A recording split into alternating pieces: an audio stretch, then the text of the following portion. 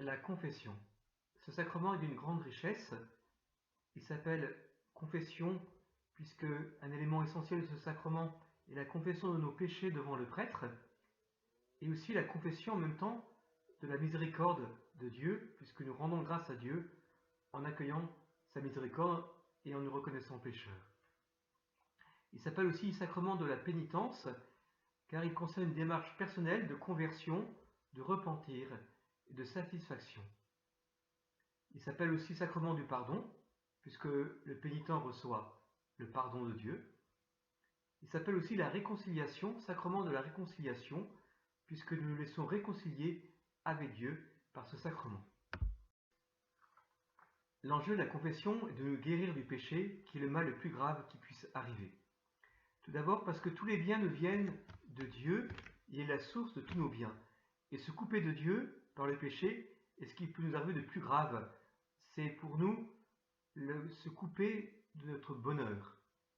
De plus, nous savons que la souffrance du corps ou du psychisme n'est pas agréable quand le mal y vient s'y mettre, mais quand le mal vient au plus intime de notre être, dans notre âme, quand nous choisissons le péché, cela est encore plus grave pour nous. De plus, Dieu est l'être qui nous aime le plus. Nous sommes aimés de façon infinie par Dieu. Et nous savons que quand nous offensons un être qui nous aime, c'est quelque chose de très dommageable.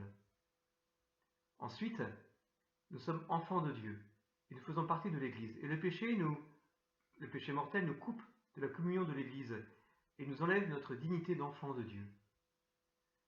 Ainsi, aux yeux de la foi, nous dit le catéchisme de l'Église catholique, aux yeux de la foi, aucun mal n'est plus grave que le péché, et rien n'a de pire conséquence pour les pécheurs eux-mêmes et pour l'Église et pour le monde entier. Le baptême a enlevé le péché originel, a pardonné les péchés personnels de l'adulte baptisé ou de l'enfant. Le bébé n'avait pas fait de péché personnel encore, mais le baptême n'enlève pas la difficulté à faire le bien qu'on appelle la concupiscence, et cela entraîne la nécessité d'un combat spirituel. Si volontairement nous perdons ce combat par le péché mortel, eh bien il y a comme une nouvelle planche de salut qui nous est donnée. Comme si le baptême était un bateau qui traverse les tempêtes pour arriver à bon port, et si à un moment donné le bateau fait naufrage, eh bien il y a comme un radeau, une planche de salut qui nous est proposée, qui est la confession, qui nous permet de retrouver cette vie divine et d'avancer à nouveau vers le port, et puis le Seigneur reconstruit ce bateau pour que nous puissions avancer avec force. Nous allons voir durant cette vidéo différents éléments de la confession. Tout d'abord, nous verrons la vie de pénitence, de conversion que tout homme est appelé à avoir. Dans un second temps, nous verrons la question de l'histoire de la confession, d'où vient-elle. Dans un troisième temps, nous verrons les actes du pénitent, nos propres actes qui sont de notre ressort pour recevoir le pardon de Dieu. Ensuite, nous verrons le ministre de ce sacrement, qui est le ministre qui nous permet de recevoir le pardon de Dieu. Dans la suite, nous verrons les effets du sacrement. Et enfin, nous verrons les indulgences qui sont un cadeau de Dieu.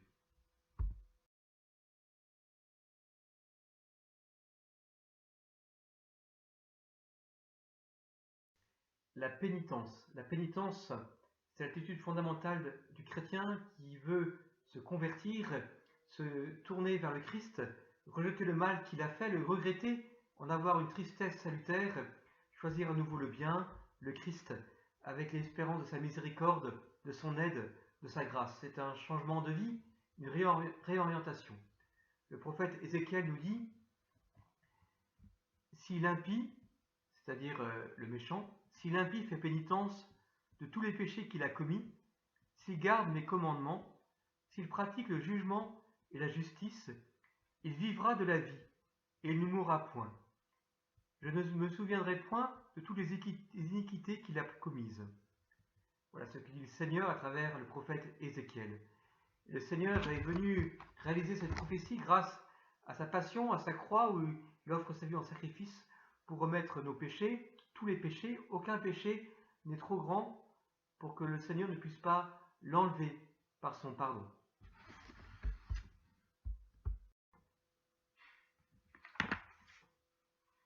La conversion n'est pas seulement une œuvre humaine, elle est le fruit de la grâce de Dieu. C'est une réponse à l'amour miséricordieux du Seigneur qui nous a aimés le premier. Ainsi, en fixant nos yeux sur la croix du Christ, nous comprenons le prix par lequel nous sommes rachetés, combien est précieux le sang du Christ aux yeux du Père et combien nous devons le respecter et accueillir son pardon. De plus, l'Esprit Saint, nous dit Jésus, est venu confondre le monde en matière de péché. L'Esprit Saint est vainqueur de l'esprit du monde et c'est lui qui nous donne de l'intérieur cette contrition, ce retour intérieur vers le Père. En portant notre croix chaque jour, nous participons à cette conversion intérieure, nous réparons d'une certaine façon nos péchés à la suite de la réparation qu'a opéré le Christ. La pénitence extérieure ne suffit pas, il faut cette vertu intérieure de pénitence qui nous permet ce retournement du cœur vers Dieu et cette réformation des mauvaises habitudes, cette réforme des mauvaises habitudes. Le catéchisme du Concile de Trente nous dit « La pénitence est comme un arbre dont les racines sont amères, mais dont les fruits sont pleins de douceur. » Quand nous faisons pénitence, au début, c'est pas agréable, c'est amer, mais après, ça apporte des fruits de douceur, de joie, de paix. Dieu pardonne les péchés et il le fait par l'Église, c'est sa volonté. C'est notre Seigneur Jésus-Christ lui-même qui a institué la confession. Tout d'abord, il dit dans l'Évangile que le Fils de l'homme, c'est-à-dire lui-même, a le pouvoir de remettre les péchés sur la terre. C'est ce qu'il fera à plusieurs reprises. Il donne ce pouvoir à ses apôtres. Ainsi il dit le soir de Pâques, le Seigneur Jésus se montra à ses apôtres et leur dit « Recevez l'Esprit Saint. Ceux à qui vous remettrez les péchés, ils leur seront remis. Ceux à qui vous les retiendrez, ils leur seront retenus. » Et il permet aussi de réconcilier les pécheurs avec l'Église, notamment en disant cette phrase à Simon-Pierre « Je te donnerai les clés du royaume des cieux.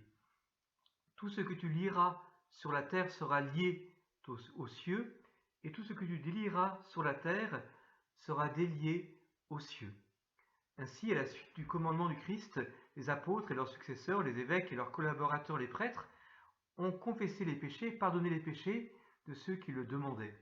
La confession s'est toujours faite de façon secrète pour la question des péchés, mais par contre, la pénitence fut au début surtout publique et ensuite privée.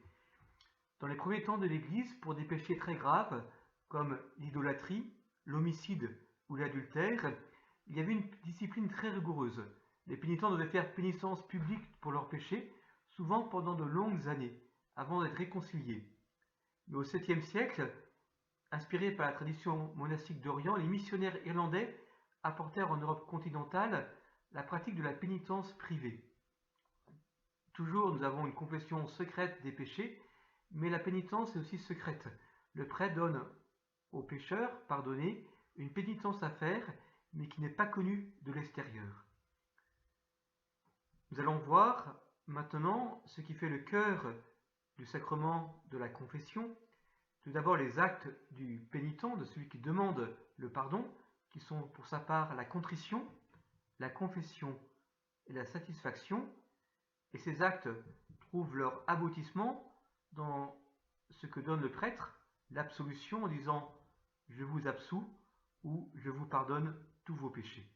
Ainsi, les péchés sont enlevés et la vie chrétienne est fortifiée ou renouvelée dans la personne qui reçoit le pardon.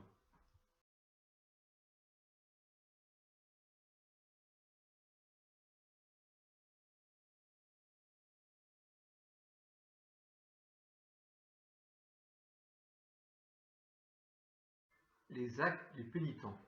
Ils sont au nombre de 3 que nous allons voir maintenant. Tout d'abord, la contrition, qui est un regret intérieur, un choix intérieur de changement de vie. Puis la confession de nos péchés par la parole, où nous remettons devant Dieu nos péchés pour recevoir son pardon. Et enfin la satisfaction, qui est une vie nouvelle. Et il est normal d'avoir ces 3 éléments, puisque ça correspond aussi à nos péchés, puisque nous péchons par pensée, par parole et par action. Le Seigneur opère notre salut par notre retournement du cœur, par nos paroles qui confesse nos péchés et par notre satisfaction, cette vie nouvelle que nous mettons en place. Et grâce à l'absolution du prêtre, tout cela prend une valeur sacramentelle, nous recevons le pardon de Dieu.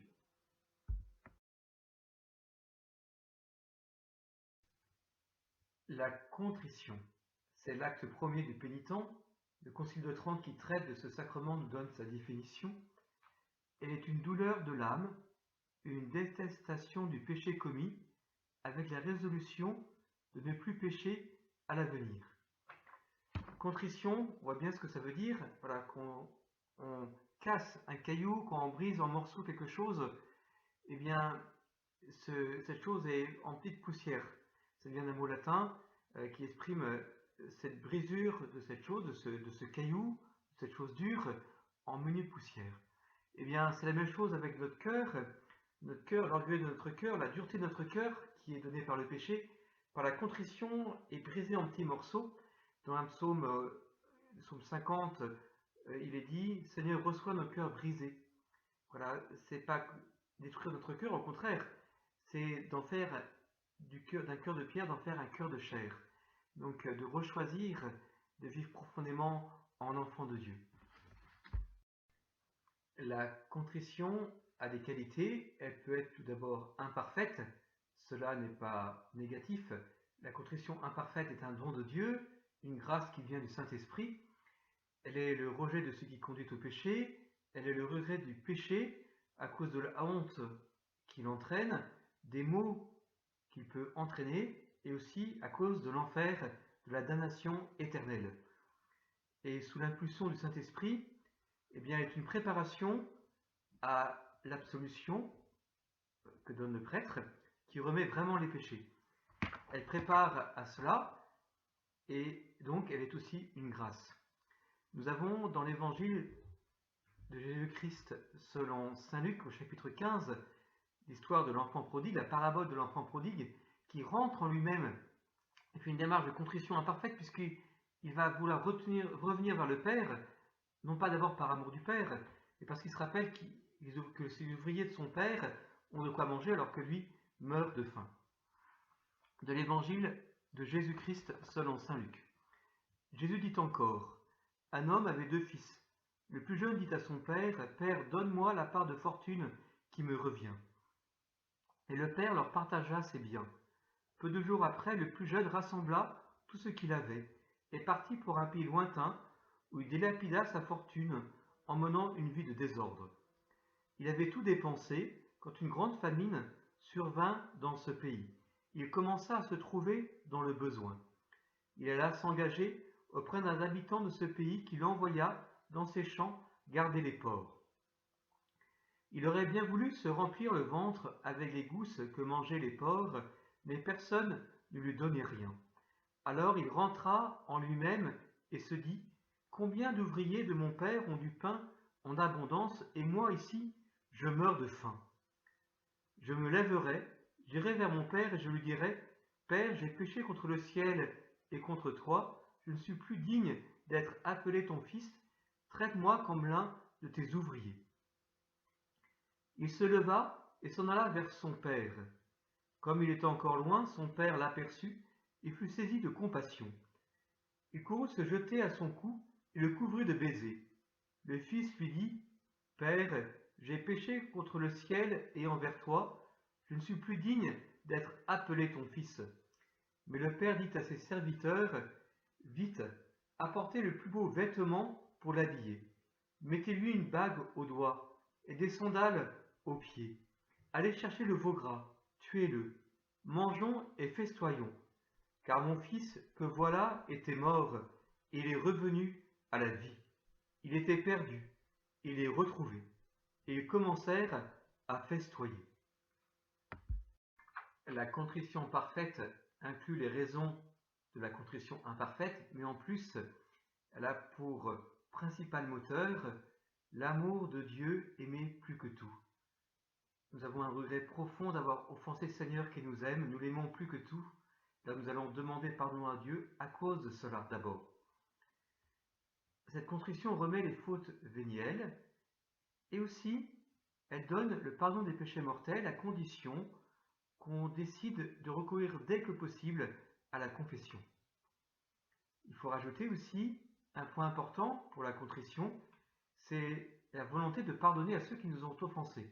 Comme nous le dit Jésus, « Si vous remettez aux hommes leurs offenses envers vous, votre Père céleste vous remettra les vôtres, mais si vous ne pardonnez pas aux hommes, votre Père non plus ne vous pardonnera pas. » Il est important de se préparer à la confession en commençant à examiner sa conscience, à réfléchir, à reprendre dans notre mémoire les péchés que nous avons pu commettre depuis notre dernière confession. Pour nous aider, d'abord nous prions le Seigneur qui nous permet d'avoir la lumière sur nos péchés et la contrition parfaite. Nous pouvons aussi prendre du temps pour réfléchir et puis nous pouvons passer en revue les 10 commandements et comparer nos actes par rapport à ces 10 commandements.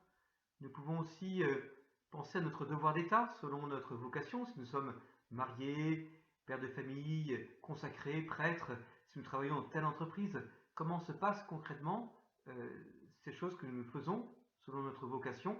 Par exemple, pour un prêtre, la prière du bréviaire, ou pour une famille, l'éducation des enfants. Nous pouvons aussi, et c'est très important, penser à l'offense que nous faisons quand nous péchons, l'offense faite contre Dieu qui est bon. Et aussi aux souffrances du Christ sur la croix, puisque le Christ a donné réellement sa vie pour nos propres péchés. Il les connaissait par avance, puisqu'il est Dieu. Et ainsi, nous aurons de plus en plus cette contrition parfaite, cette contrition par amour du Seigneur, puisque nous le devons bien cet amour par gratitude, au minimum. Enfin, parfois certains disent, mais j'ai des petits péchés, le prêtre doit s'embêter. Non, en aucun cas le prêtre s'embête. Les petits péchés, c'est comme de la poussière qu'il y a sur les meubles que nous enlevons régulièrement, sinon la pièce serait insalubre, serait dangereuse pour la santé. Et le pape Benoît XVI nous dit, eh bien si la poussière de petits péchés ressemble beaucoup à la poussière de la dernière confession, n'hésitons pas quand même à aller nous confesser, puisque nous allons enlever cette poussière, nous allons faire un acte de purification intérieure qui nous gardera notre âme sous la lumière de Dieu. Mais si nous laissons s'accumuler cette poussière, eh bien notre âme peut un jour être en danger d'un péché mortel. Nous sommes appelés à présenter les péchés qui sont dans notre mémoire au prêtre pour que le Seigneur vienne guérir ces péchés, un peu comme quand nous allons chez un médecin, nous lui montrons où nous avons mal, quels sont les symptômes, où est la plaie, pour pouvoir être guéris. À la fin, nous disons l'acte de contrition pour remettre au Seigneur tous nos péchés. Je vais maintenant le lire. Mon Dieu, j'ai un très grand regret de vous avoir offensé, parce que vous êtes infiniment bon, infiniment aimable, et que le péché vous déplaît. Je prends la ferme résolution, avec le secours de votre sainte grâce, de ne plus vous offenser et de faire pénitence.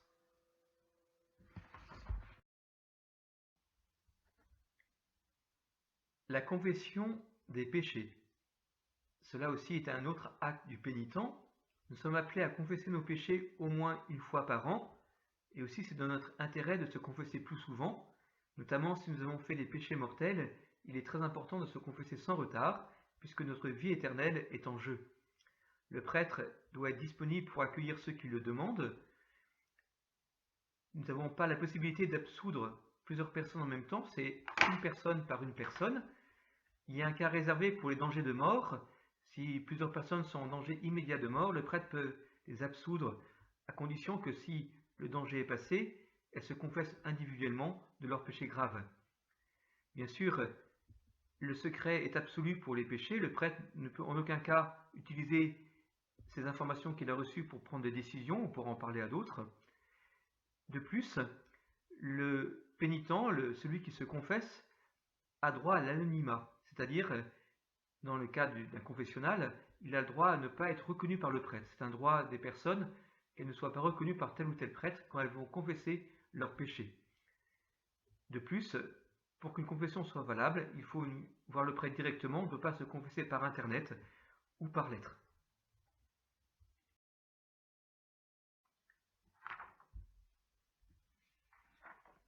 Il est important de confesser nos péchés véniels, car cette confession, même si elle n'est pas nécessaire nous aide à progresser dans la vie de l'Esprit Saint, à nous laisser guérir par le Christ, à lutter contre nos penchants mauvais et à former notre conscience. Tandis que les péchés mortels, il est nécessaire de les confesser pour être en union avec Dieu. Vous connaissez déjà la différence entre péché mortel et péché véniel. Je vais vous donner deux exemples.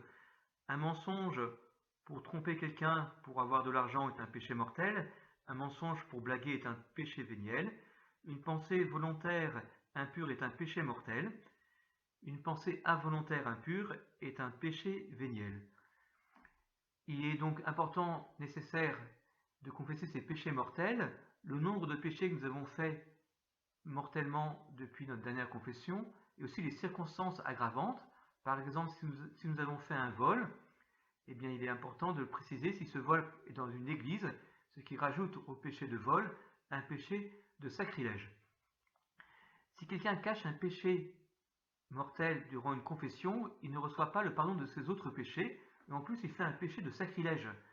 Et donc, il est important pour à nouveau être pardonné, plus tard, de se confesser et de refaire la confession maledite, de la faire entièrement pour que tous les péchés soient pardonnés. La raison de cela, c'est que si nous cachons un péché, eh bien, nous n'avons pas une véritable contrition et le Seigneur ne veut pas nous donner son pardon. Je me rappelle aussi des personnes qui avaient gardé les péchés volontairement dans leur conscience sans le dire en confession et qui plus tard s'en sont libérés en se confessant. Je me rappelle d'un cas particulier où la personne était dans une très grande joie. C'était pour elle une grande libération de déposer un péché qu'elle n'avait pas dit en confession auparavant et qui a été pour elle une paix de la conscience aussi.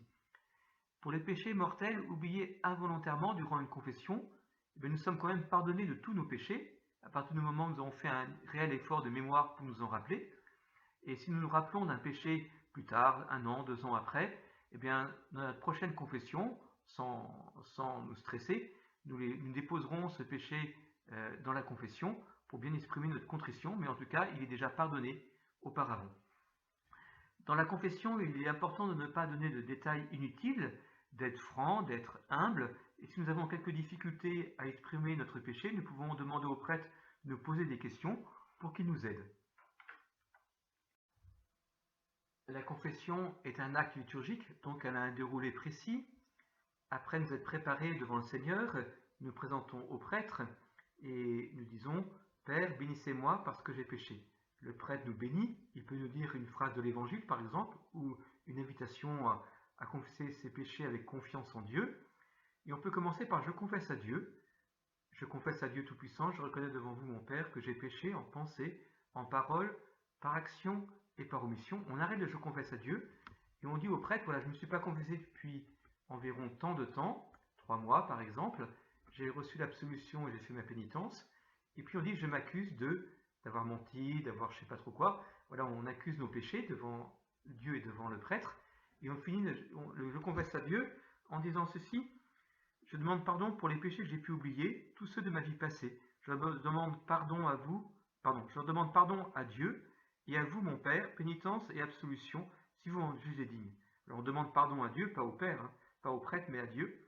Je demande pardon à Dieu et à vous, mon Père, pénitence et absolution, si vous m'en jugez digne. Et on peut poursuivre, je confesse à Dieu. C'est ma faute, c'est ma très grande faute, c'est pourquoi je supplie la Vierge Marie, les anges et tous les saints, et vous aussi, mes frères, de prier pour moi, le Seigneur notre Dieu. Après, le prêtre va nous parler, nous donner quelques conseils, nous donner une pénitence à accomplir et nous inviter à dire notre acte de contrition. On dit notre acte de contrition, il commence par « Mon Dieu, j'ai un très grand regret de vous avoir offensé ». On dit cette prière. Après, le prêtre nous dit une formule d'absolution et il fait le signe de croix en disant « Et moi, je vous pardonne tous vos péchés au nom du Père et du Fils et du Saint-Esprit. Amen ». Et après, il veut faire une petite prière pour nous, nous invitant à offrir nos difficultés par amour de Dieu, en réparation de nos péchés. Et après, nous pouvons aller rendre grâce à Dieu et puis accomplir notre pénitence que le prêtre nous a donnée. Le dernier acte du pénitent est la satisfaction ou la pénitence. Puisque le péché cause du tort au prochain, il est important de réparer ce tort autant que possible. Si nous avons volé, de rendre ce que nous avons volé. Si nous avons détruit la réputation de quelqu'un, il est important de remettre des choses en place et de remettre la vérité pour que celui qui est calomnié ne soit pas déconsidéré. Par rapport au Seigneur aussi, le péché blesse et affaiblit notre relation au Seigneur. Donc il est important de pouvoir réparer cela. Si l'absolution enlève le péché, eh bien, elle n'enlève pas tous les désordres automatiquement qui viennent de ce péché. Et pour retrouver sa santé spirituelle, il est important de faire pénitence ou satisfaction.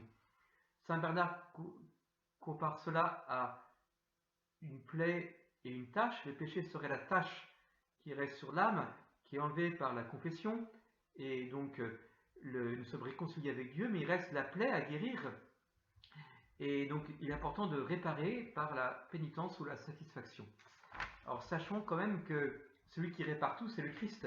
Et quand nous réparons quelque chose que nous avons fait de mal, c'est grâce au Christ qui a tout réparé lui-même. Nous participons à l'œuvre de salut de Jésus. Alors il y a deux façons de le faire. D'abord les pénitences volontaires, l'acceptation de celle que donne le confesseur. Ça peut être une prière, un service du prochain, ça peut être une privation volontaire de quelque chose, de la nourriture par exemple. Mais aussi il y a les temps de pénitence comme le carême qui nous sont donnés pour pouvoir rétablir cette justice, pour pouvoir guérir la plaie de nos péchés. Nous sommes pardonnés, mais il reste cette plaie à guérir. Et donc une fortification de l'homme intérieur nous est donnée par l'offrande du jeûne, de nos prières et de l'aumône. Ce temps de carême est un temps béni pour cela. Et puis par ailleurs, nous avons aussi les pénitences involontaires, ces difficultés de la vie que nous pouvons offrir en union avec la croix du Christ et qui prennent une valeur de guérison pour notre âme.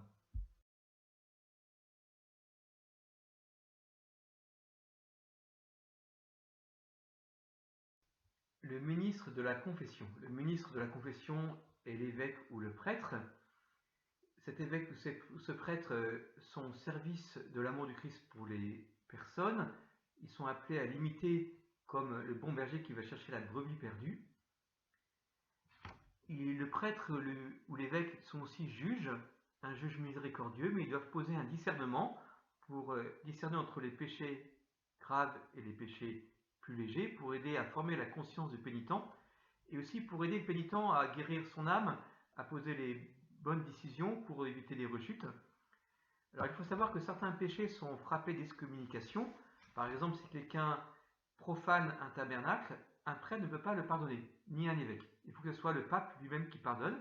Dans ce cas-là, la personne qui fait cet acte extrêmement grave va voir un prêtre, et le prêtre va demander à celui que le pape a désigné de lever l'excommunication pour cette personne. Tout se passe dans la plus grande discrétion, et ainsi cette personne peut recevoir le pardon de Dieu sans aller voir le pape personnellement à Rome. Sachons aussi que le prêtre n'est pas le maître du pardon, il en est le serviteur. Si bien que si quelqu'un demande pardon pour un péché, même très grave, et que cette personne décide d'arrêter ce péché, le prêtre ne peut pas lui refuser l'absolution, sauf si c'est un péché réservé au pape, par exemple, bien sûr, comme je le disais tout à l'heure. Par ailleurs, si la personne dit au prêtre « je fais tel péché mais je ne veux pas arrêter », le prêtre ne peut pas lui donner l'absolution.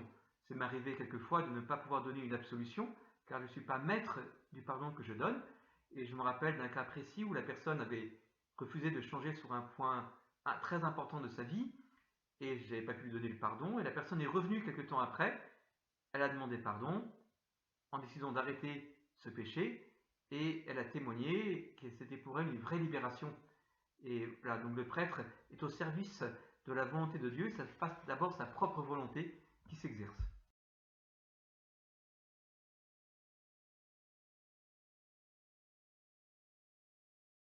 Les effets du sacrement de la confession, ils sont nombreux et pour nous, ils sont un vrai trésor. Le premier effet, si nous avons péché mortellement, c'est la réconciliation avec Dieu. Nous retrouvons pleinement la grâce divine, la grâce sanctifiante, l'état de grâce. Nous sommes aussi réconciliés avec l'Église. Cela a été signifié par Jésus quand il allait manger à la table des pécheurs.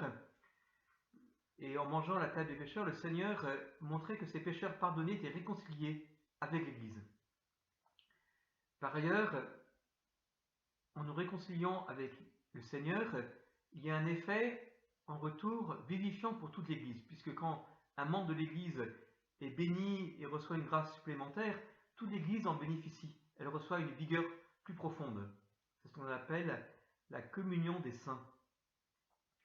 Par ailleurs, il y a une remise de la peine éternelle encourue par les péchés mortels, c'est-à-dire de l'enfer, qui n'est plus la fin de la vie humaine puisque le péché est pardonné.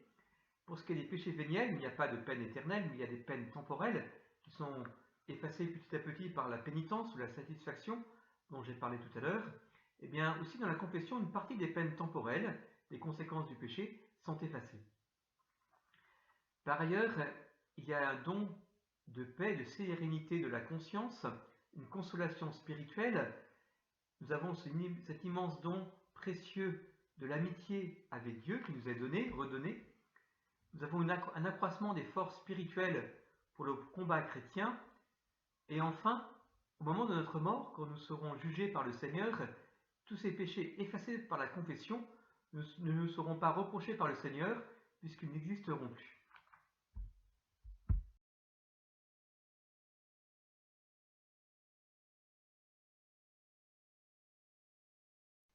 Les conséquences de notre péché peuvent être effacées d'une façon tout à fait particulière par les indulgences.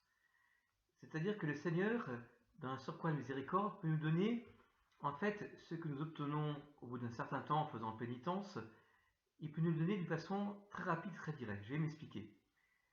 En fait, cette conséquence du péché, qui implique un besoin de purification, peut nous entraîner à aller au purgatoire si nous mourrons en état de grâce, en union avec Dieu, mais en ayant des péchés dont les conséquences ne sont pas totalement purifiées. Ces conséquences peuvent être purifiées d'un seul coup quand nous nous confessons, si nous le faisons avec une fervente charité. Mais si ce n'est pas le cas, eh bien, ce sera par la pénitence donnée par le prêtre, par différentes œuvres aussi de conversion, que nous aurons l'âme purifiée des conséquences du péché, qu'on appelle les peines dues au péché.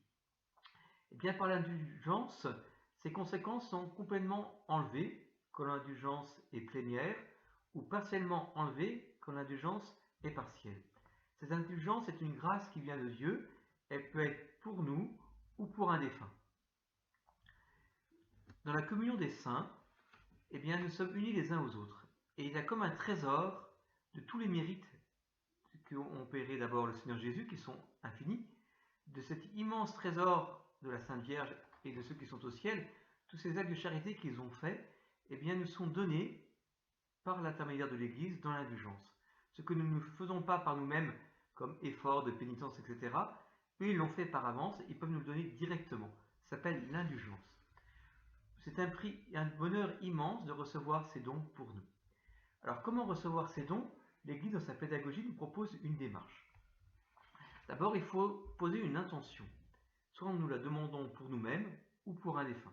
Si ce défunt est déjà au paradis ou hélas est en enfer, cette indulgence n'aura pas lieu pour lui parce qu'elle n'aura pas d'efficacité. Il faut que le défunt soit au purgatoire. Comme on ne sait pas où sont nos défunts, autant prier pour la personne. Si notre défunt est déjà par exemple au paradis, notre indulgence ira pour un autre défunt qui en a besoin. Donc nous donnons une intention pour nous-mêmes ou pour un défunt, nous demandons l'indulgence à Dieu. Il faut être en état de grâce, s'être confessé dans les 8 jours avant ou les 8 jours après, avoir communié, prier un Je crois en Dieu, un Notre Père, un Je vous salue Marie, aux intentions du pape. Quand nous avons fait tout cela, donc être en état de grâce, être confessé 8 jours avant, 8 jours après, avoir communié, avoir prié un Je crois en Dieu, un Notre Père et un Je vous salue Marie, avoir prié aux intentions du pape, mais quand nous avons fait cela, l'Église nous propose différentes œuvres qui accompagnent cela. Soit une demi-heure d'adoration, soit un chapelet récité en famille en méditant les mystères du chapelet. En faisant cela, nous demandons l'indulgence plénière pour nous ou pour un défunt. Et ainsi, quels sont les fruits? Si c'est pour un défunt, si l'indulgence est plénière, eh bien, il va directement au ciel s'il est au purgatoire. Si c'est pour nous, eh bien, nous avons une âme toute prête pour aller au ciel. C'est un immense cadeau. Voilà 2 exemples que je vous ai donnés. Le chapelet récité en famille avec les mystères et une demi-heure d'adoration eucharistique nous obtiennent l'indulgence plénière. Il y a toute une liste d'œuvres que nous pouvons faire qui nous permettent de recevoir ce don.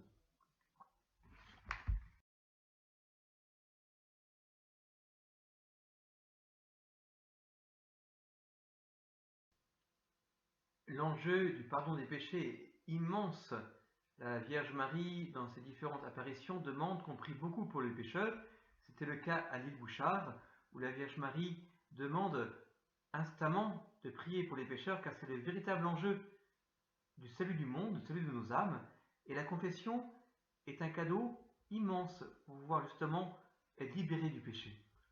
Et ainsi, nous pouvons nous associer à la prière de la Sainte Vierge pour que nous-mêmes, mais aussi pour que nos proches, mais aussi pour des personnes pour qui peut-être personne ne prie, qui sont en grave danger spirituel, puisqu'elles pêchent gravement, pour que toutes ces personnes donc puissent accueillir la miséricorde de Dieu pour pouvoir aller un jour au paradis.